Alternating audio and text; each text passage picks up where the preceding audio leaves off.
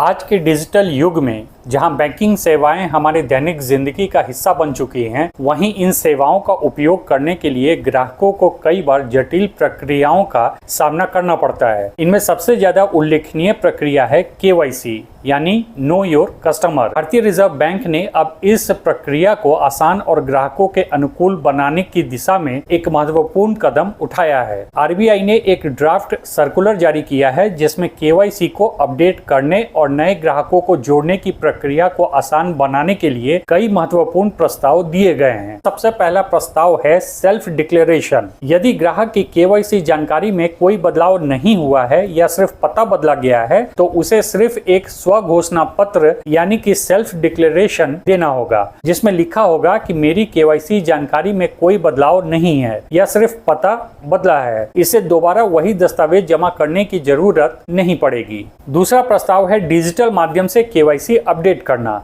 अब ग्राहक अपने रजिस्टर्ड मोबाइल नंबर या रजिस्टर्ड ईमेल आईडी के जरिए यह सेल्फ डिक्लेरेशन बैंक को भेज सकते हैं। इसके अलावा ग्राहक एटीएम, ऑनलाइन बैंकिंग या मोबाइल ऐप जैसे डिजिटल प्लेटफॉर्म का उपयोग करके भी यह प्रक्रिया पूरी कर सकते हैं। तीसरा प्रस्ताव है किसी भी शाखा से केवाईसी अपडेट होना। अब ग्राहक को सिर्फ उसी बैंक शाखा में जाने की बाध्यता नहीं होगी जहां उनका खाता खुला है। वे किसी भी शाखा या उस बैंक के कार्यालय में जाकर अपना केवाईसी अपडेट कर सकते हैं। और चौथा प्रस्ताव है आधार, ओटीपी और वीडियो आधारित ग्राहक पहचान प्रक्रिया के संबंध में।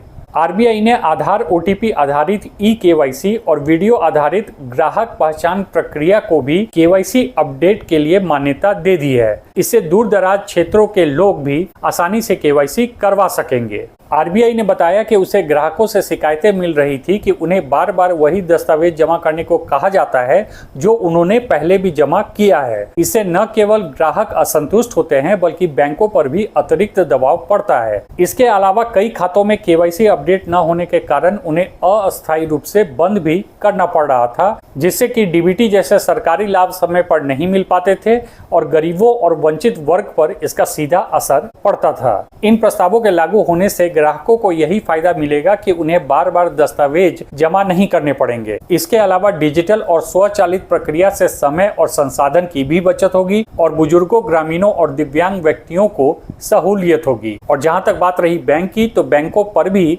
दस्तावेज सत्यापन का बोझ कम होगा। बहरहाल आरबीआई ने इन प्रस्तावों पर जनता, विशेषज्ञों और वित्तीय संस्थाओं से सुझाव और टिप्पणियां आमंत्रित की हैं ताकि अंतिम दिशा निर्देश बनाने से पहले सभी पक्षों को ध्यान में रखा जा सके।